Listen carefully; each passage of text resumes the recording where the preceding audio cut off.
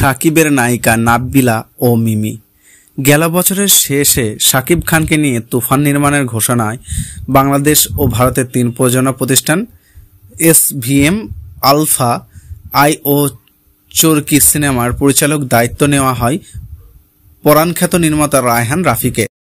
এরপর শুরু হয় সিনেমার প্রি প্রোডাকশনের কাজ। নায়কের নাম ঘোষণা হলেও কে থাকছেন সাকিবের বিপরীতে সেটা চমক হিসেবেই রেখে দেওয়া হয়। এবারে সেই চমকই সামনে এলো।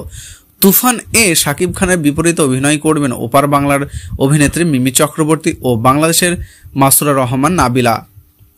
আয়নাবাজি খ্যাত এই অভিনেত্রী দীর্ঘদিন পর সাকিব খানের ছবি দিয়ে পর্দায় ফিরতে চলেছেন।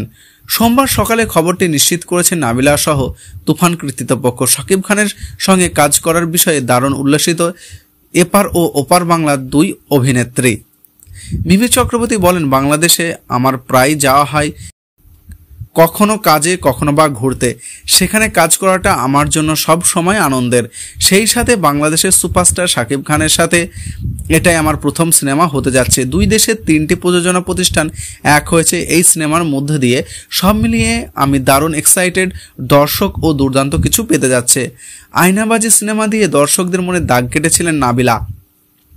সাকিবের তুফান দিয়ে আবারও ফিরে আসছেন তিনি। এ বিষয়ে অভিনেত্রী বলেন, এক রকমের আনন্দ তো কাজ করছে, সেই সাথে এতদিন পর বড় পর্দায় ফেরার একটা উত্তেজনাও আছে। এখনও শুটিং শেষ করে দর্শক পর্যন্ত পৌঁছানোর প্রক্রিয়া ভালোভাবেই শেষ হলে তবেই আমরা সার্থক। এদিকে 2 অভিনেত্রীকে নিয়ে উল্লাস প্রকাশ করেছেন 3 প্রযোজনা প্রতিষ্ঠান।